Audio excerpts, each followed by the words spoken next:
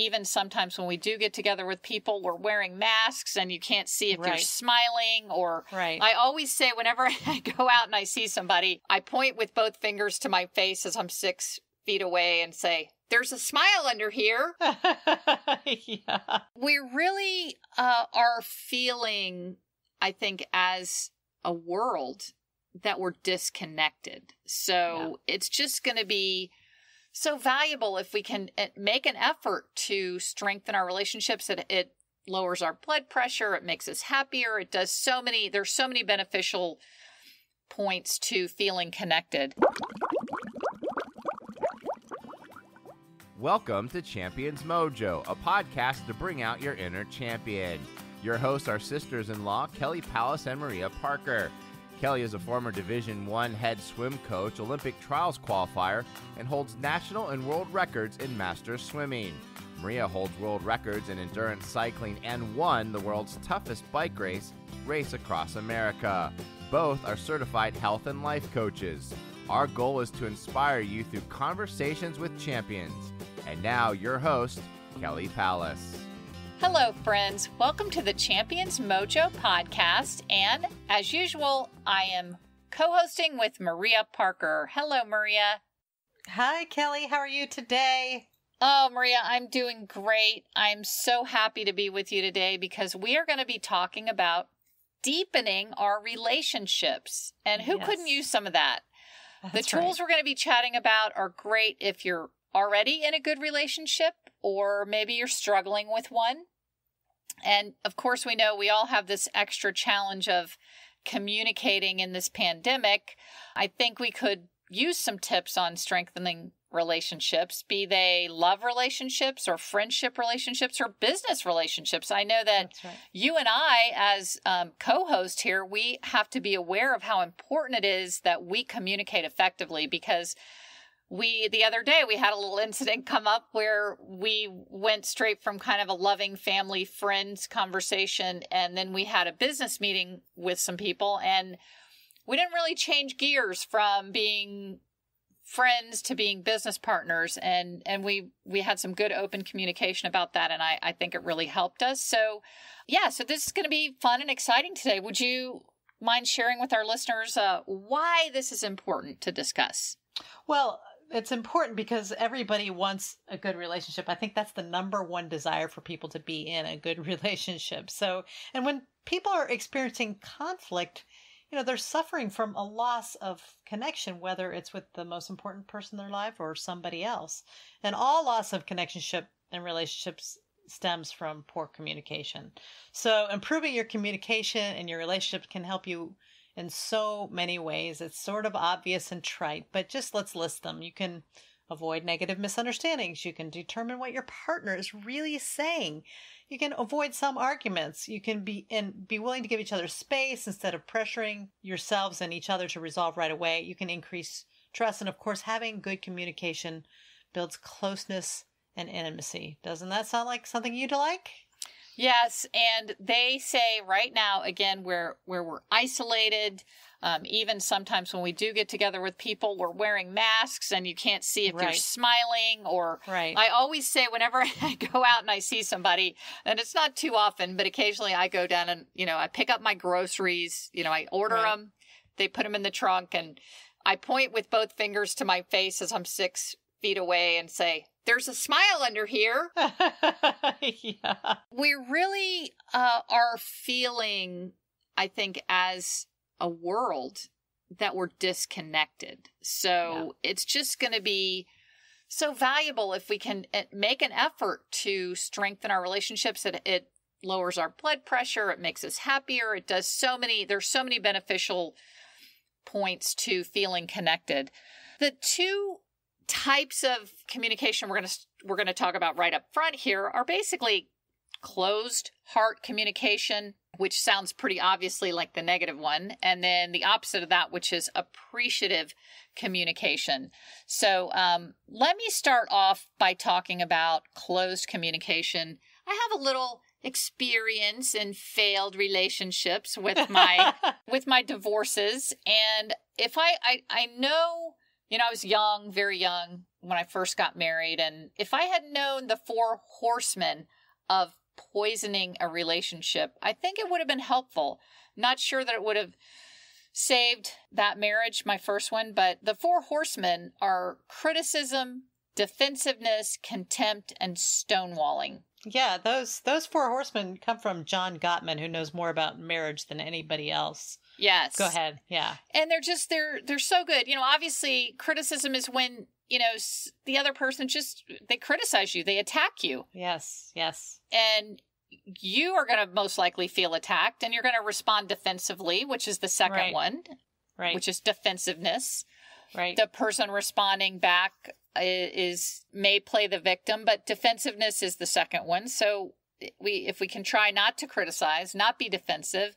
And then contempt is one that I think kind of stands out of these four. It's kind of, you have to be a little more active with this one, where you truly put yourself on a superior high ground from someone. So you really are kind of disgusted by that other person. Maybe someone's not doing what you want them to do, or they're doing something that's bad for them, and you truly become disgusted, and you're on a higher ground than them, which is contempt without trying to understand maybe what's going on. And then the last one is stonewalling, which is basically what it says: when one person withdraws from the conversation, either physically or energetically. And I'm going to add on here, or maybe through electronic communication. I have a little story that I feel like is a stonewalling. I have a friendship that I've had for 35 years. This person really, has meant a great deal to me over all these decades. We grew up together. We've stayed rather close, especially in the last several years. And recently, we just had a real falling out. And it was over a political difference. And I have a rule that I do not talk politics. I won't talk politics. I don't think it's my place to do that. And this person just kept pressing me. You've got to talk about this. It's important. We've got to discuss it. If we have this difference, I really need to, talk about it. And maybe I'm the one stonewalling her, but I just will not talk about politics. I said, but let's talk about the 99% of other things that we have in common.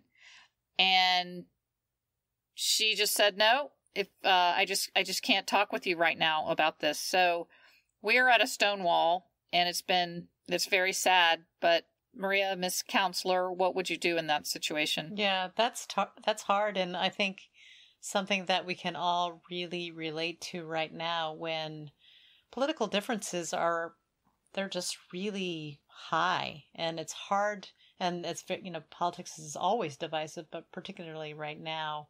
And I think this is the flames are fanned by social media and media. It's really hard. I mean, we have something like this going on in my own family with my siblings, on Facebook. And so what I would say as a counselor is, technology is not a great way to communicate. I mean, right now we have to, we have social distancing, but if you can pick up the phone, what I'm saying is emails and messages on, Facebook. That's, if you really want to connect with somebody, you need to see them or pick up the phone or have a Zoom call. It's very, very difficult to be angry or rude to somebody. I guess I should say it's much easier to be angry or rude to somebody, over an email than it is, face to face. So, and I think you have to want the relationship enough to fight for it, and say, that's my counseling. And, but when I read these Four Horsemen, they always, they grab me, and I always feel a little sick because I recognize myself. I mean, I've been married for 35 years, and Kelly, as you know, we've had our ups and downs. And a lot of the downs have been my fault because I'm highly critical and I am highly contemptuous, and it's disgusting. I mean, when I look at this, it's like, how could you be that way? But basically, contempt is thinking that you know better. And I'm always telling my husband how, I know the better way to do this and the better way to that. And it's a terrible, terrible thing to live in. And he, we don't stonewall. We fight it out. But and you're face to face. Yeah, and we're face to face. So that's what makes, it easier. But so I guess we're talking about two things here. In relationships, you and I have had this conversation. I hate getting news in an email that might upset me. I would rather hear it, from, by voice. So, Maria, I gotta stop you there, because that is probably, in our 35-year friendship, you're making great points. So I want a huge takeaway to be talk to people in person, because if you can. Mm-hmm. The worst that you and I ever felt towards one another was when I sent you an email and I thought, oh, this is great. This is going to be, I'm going to explain everything in this email. And it was a nice long email and I spent hours writing it and I had my husband read it and he's like, yeah, that's good. That's good. And it just devastated you. Yeah. Yeah. I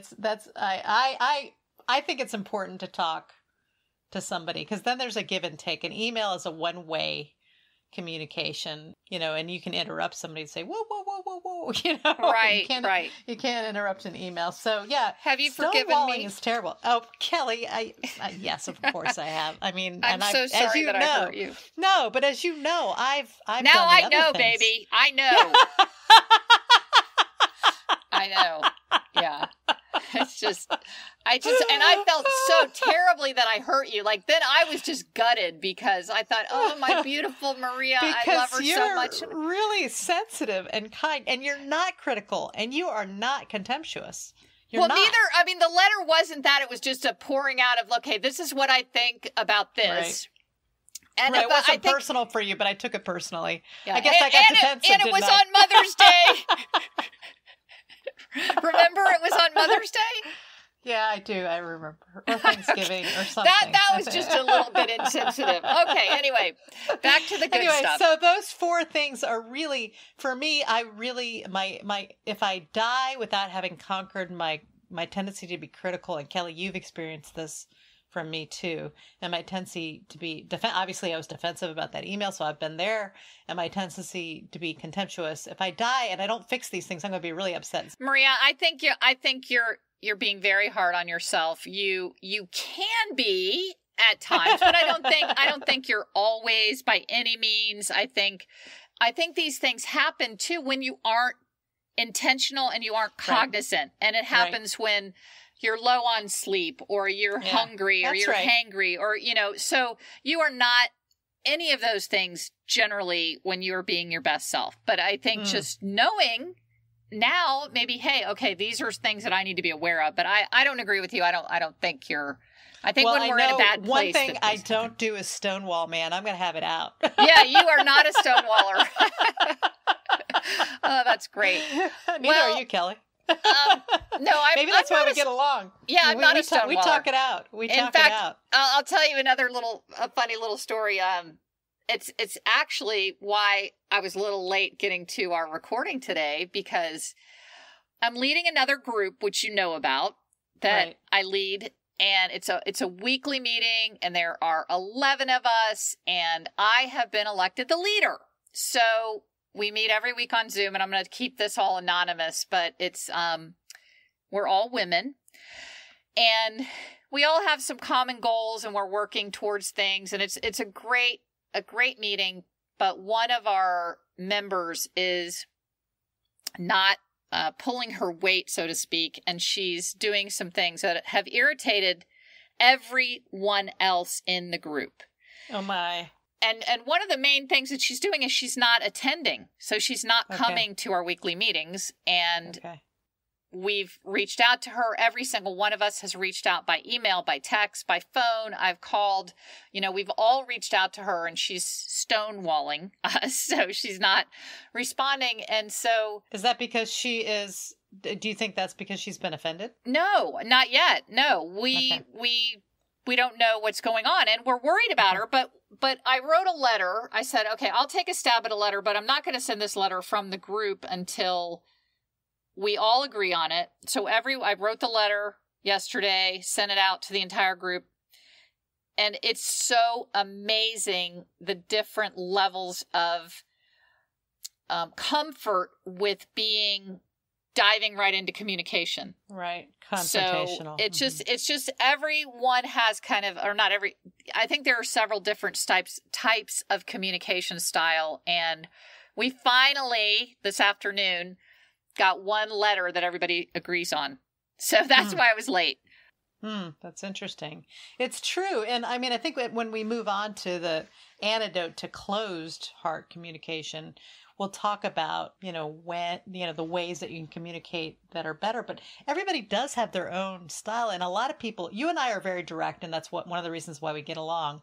But a lot of people are very indirect, and listening to them and trying to understand them is, for me, a much greater challenge, but I'm learning, and there's some really good techniques for drawing those kind of people out. So what I hear you saying is when you wrote the letter, it was sort of direct, and what the rest of the group did is said, no, I'm not quite comfortable with that level of directness. Is that what you're saying? Pretty much, yes. Yeah. Yes. Yeah. And so it got softened by... It got softened, which I'm glad it did, because I certainly don't want to offend this person. I adore her, and, I just... But eventually it got softened. Not a whole lot. Everybody, and there were several of the 10 people that wrote, wow, I wish I could be this direct. You nailed it.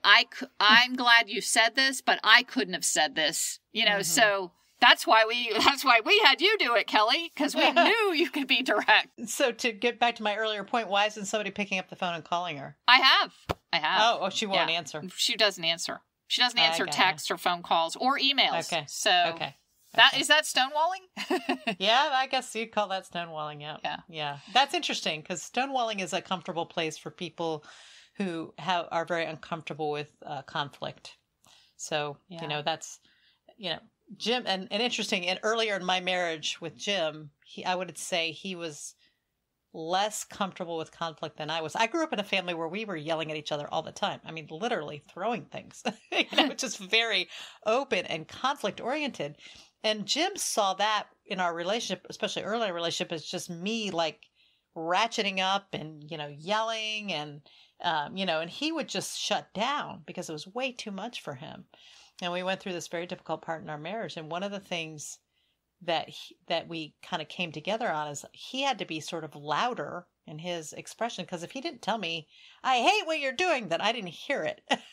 And if I had to tone down my, kind of immediately going from 0 to, 100 miles an hour, I had to just start toning it down. So we sort of met in the middle. He's become much more direct in his communication with me, and I've softened mine a little bit, and that's helped us a lot. So people's comfort, and it kind of depends on your family of origin, although it seems like you had a sort of open communication in your family, didn't you? But Jim was always the introvert. The famous story you've heard many times. He's the youngest of 4 kids, and so we'd have raucous conversations at dinner, and little Jim, I don't know when he started this, maybe he was just starting school, maybe a first grader, and had learned to raise his hand if he wanted to be called on in class. And we were all having dinner, 6 of us just chatting away, and Mom looked over and there's Jim with his hand raised, because if he had not raised his hand, he wouldn't have been called on to speak. But he wanted to speak, but it was just, it was just sweet. And I think he never tried raising his hand with me. I would have definitely called on that's a good one. That's a good one. Yeah.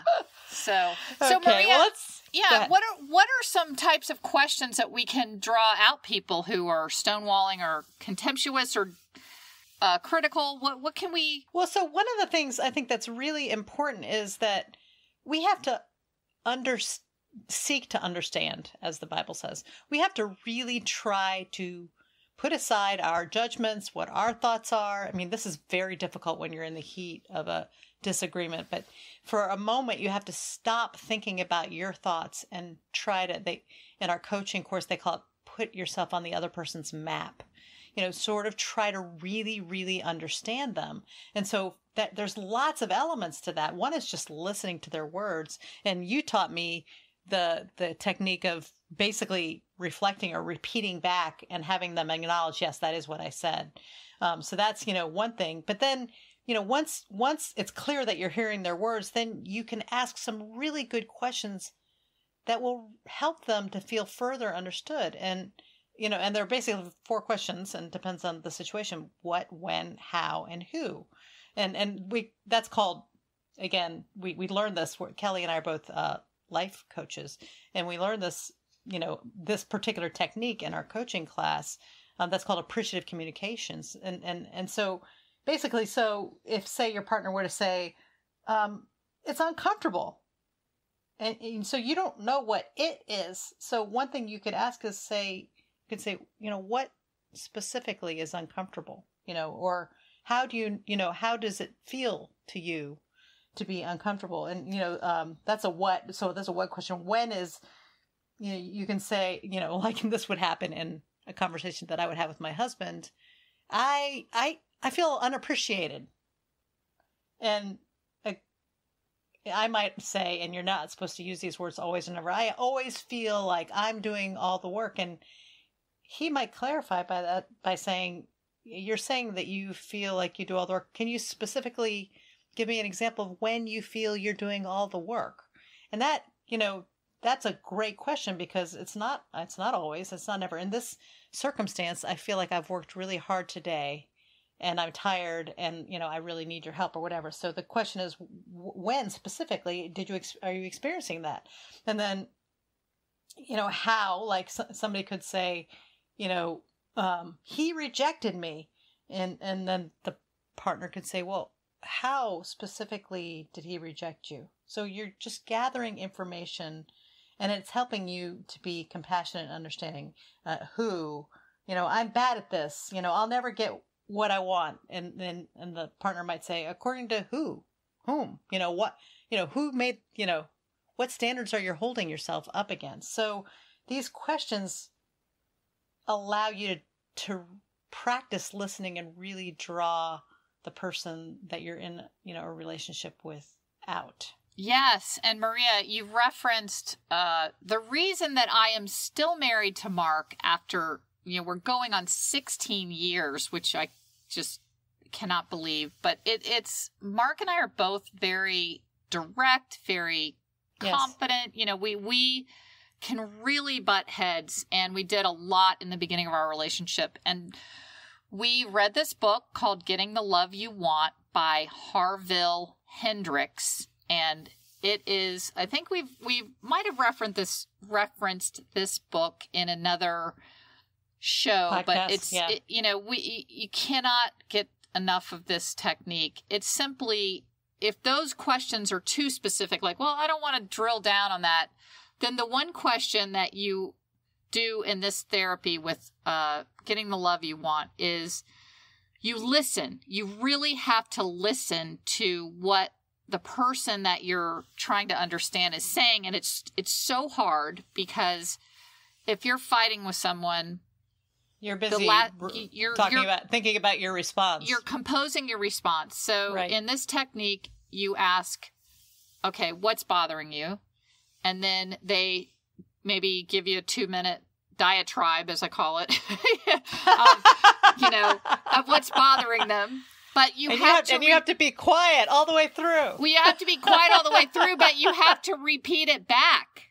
So you have to repeat that back to them, and because it shows that you were listening. And then this is the hardest part, where you're ready to say, but you did this and this. You have to say, is there more? And there's always more. There's always more. And then they bring it again, and then you have to say, okay, so what I'm hearing you say is X, Y, Z. And then you have to say it again. Is there more? And you keep repeating that pattern until there's no more. And I've been on the receiving side of that, where Mark's like, okay, this is what I hear you saying. Is there more? And then blah, blah, blah, blah, I blast him. And then, okay, this is what I hear you saying. Is there more? And then I blast him. And then by the end of like 3 or 4 rounds, he says, is there more? I'm like, no, there's no more. And you would not believe the feeling of relief and connectedness and appreciation and gratitude that you feel towards this person who has heard you. And 9 times out of 10, then he'll say, gosh, I get it. I really see where you're coming from. And vice versa. I've done it with him where I didn't see where he was coming from, but after is there more, I understood where he was coming from. So if you really want to have deep relationships, I think that book is a great one. I used that technique very recently with Jim, and it was so wonderful. We were literally fighting about the bathroom. We have moved from a place where we had 2 sinks and lots of toilets to a place that has 1 sink and 1 toilet. And I'm, growing up in a family with lots of kids, I don't have any privacy issues, period. So I'm happy to share the bathroom with him. He really likes to have, the space and the time and the privacy to use the bathroom. But one morning we were both kind of getting together, ready together. And, it ended up being a very uncomfortable and sort of annoying time with each other. And so later on, we used the getting what you want technique. And because he was really mad at me and I was really mad at him. And so he started and he went on and I kept repeating back and repeating it back. And finally, it seemed like it took an hour, but it was probably only 15 minutes. I said, is there anything else? And he said, no, I think you've got it now. Oh, that's great. And I did. I like during that time, I was like, I was reminded he is not me. And then I was able to say how I didn't feel respected and blah, blah. And he did the same thing. And it was it takes some discipline, a lot of discipline on the listener's part, but it's so worth it. And it's such an easy technique to use. And then in the end, you empathize, and empathy is just saying something like, oh, well, that makes sense. Or I can see how you would feel that way. Anyone would feel that way, or lots of people might feel that way.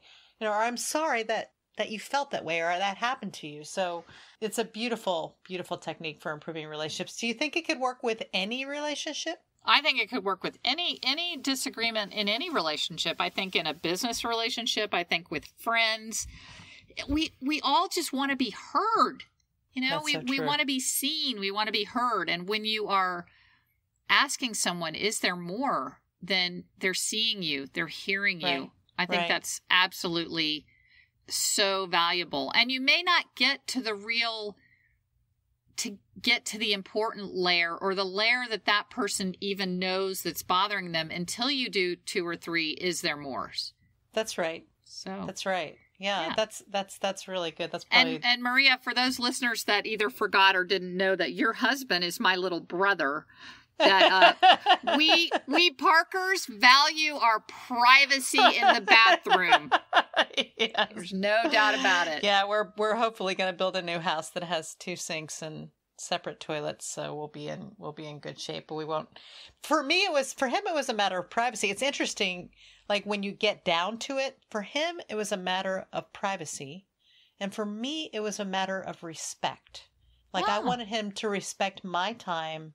He was off to work and I was off to work too, but my perception was that he didn't value that I had to leave on a deadline as well, and that my work was as important, So it was, but once, I talked for a while and he reflected, it was great. So, but you have to be willing. And I think this is, for us, this is kind of easy because as we both said, we're very direct.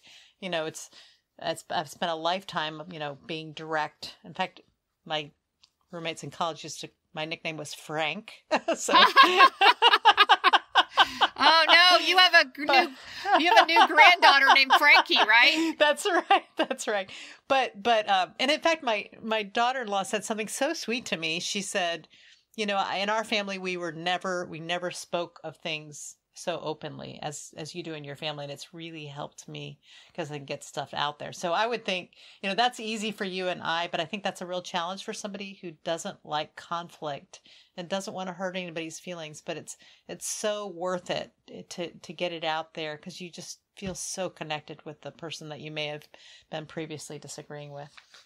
Yeah. So anything else, Maria, on the open heart before we move on to something that will really help with romance, whether we're in a business, I'm really excited to talk about my new understanding of romantic relationships. Okay. Yeah. No, I think we've hit the, basically there's other names for this nonviolent communication. There's lots of, just look up, open communication or nonviolent communication. And remember, communication is key to, I guess it would be my last point on this. There's lots of other ways to improve your relationship, but communication is so key. We as humans need to communicate with one another. Yes. And sometimes it's just so hard to bring that up. But once you do, it's worth it. Yep. So we talk a lot about, these days, we talk a lot about the spectrum of love and sexuality and how, it goes from like 1 to 20, and you might be a 1 and somebody else might be a 20. But one of the things that we wanted to address today was romantic relationships that can be enhanced by communication. And one of our common friends that we talked about said, hey, they realized that they were bi-romantic. And when I read, okay, what is bi-romantic? And I agree that I am totally bi-romantic, because when you look up the definition of romance, it is a feeling of excitement and mystery associated with love.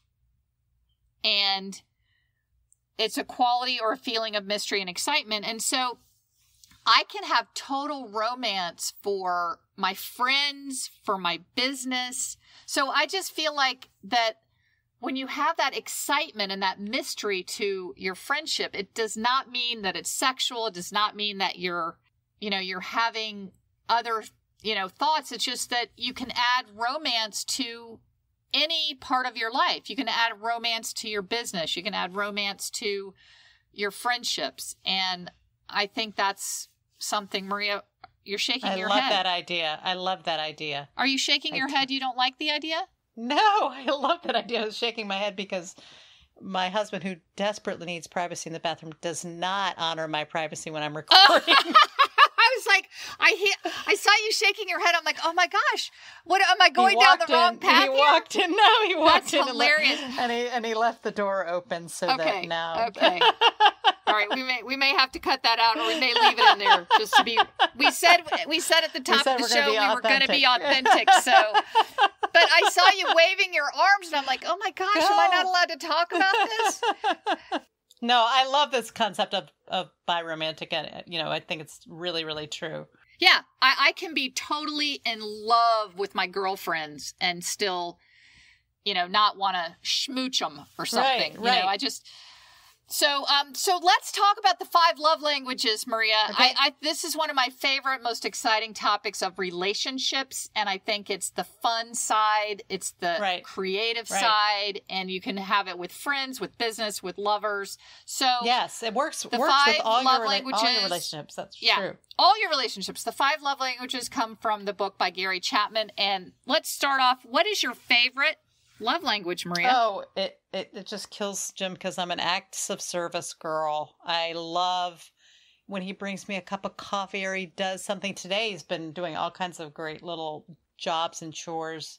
My heart is just full of love. So acts of service is my number 1 love language. What about you? Well, Maria, that's why we have such a romantic love, excitement, the feeling of excitement and mystery and associated with loving you. As my number 1 love language is service as well. And just like your husband, my husband hates that it's service. It's like, that's so hard. You have to do so much stuff. Yeah. He's like, why can't it be physical touch But yeah, so the 5 love languages are, just so we know, and then we can break them down a little bit. Maybe we can alternate them. So acts of service is one of the love languages. Gifts can be small or insignificant, or they can be large gifts. Quality time. Which one am I missing? Words of affirmation. Words of affirmation. That's a huge one for my household. And then the final one is physical touch, not necessarily being sex. Right. So, Maria, do you know how people determine what someone's love language is? Yeah, so when you are trying to love someone, and you just want to spend time with them, that means that your love language is quality time. If you tend to bring that person that you want to show that you love them small gifts, then your number one love language is gifts, giving gifts. Physical touch is obvious. Jim loves physical touch. And that's one of his number one. And words of affirmation. Words of affirmation is probably number one. Gary Chapman says you have a primary one and a secondary one. So for Jim, words of affirmation, he really appreciates being affirmed. And I can be so chiseling and cheap about it. I something, again, I need to continue to work on my whole life. But so words of affirmation and then physical touch, whereas mine are acts of service and quality time. Both of those he thinks are just too hard. They do require a lot. Yeah.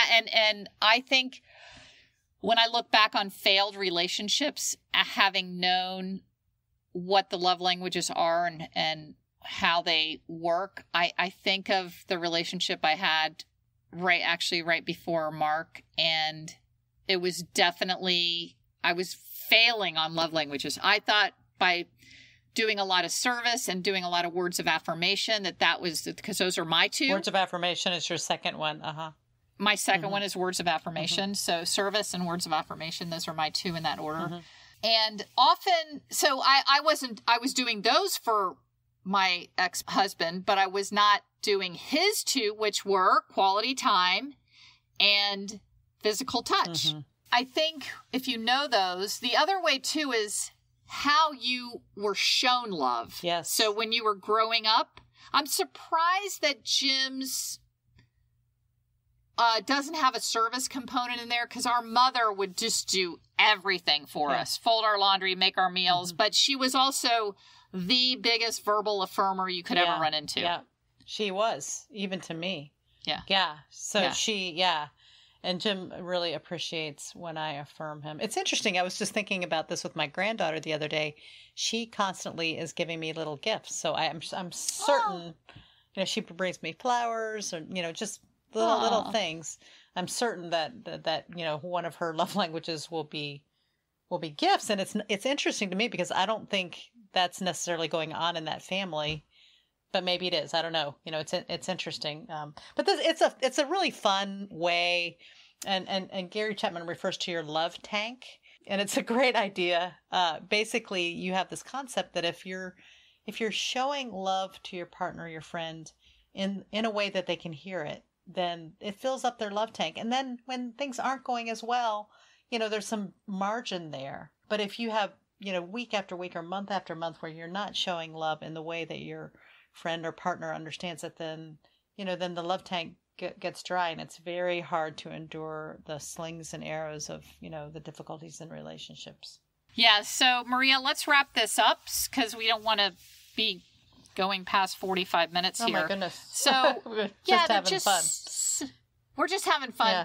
But it's so important right now in this time that we connect with others. And we just hope these tips have been helpful. Yes. But it's important to connect to others for their well-being and, of course, for our own well-being. Yeah, absolutely. If you have a good relationship, I'm still soaking in a beautiful date that Jim and I had a couple of days ago where we spent lots of quality time together. So if you have that, then, you feel better, you're connected. So it's worth the effort. And for me, the bit of self-control that it takes to avoid the Four Horsemen.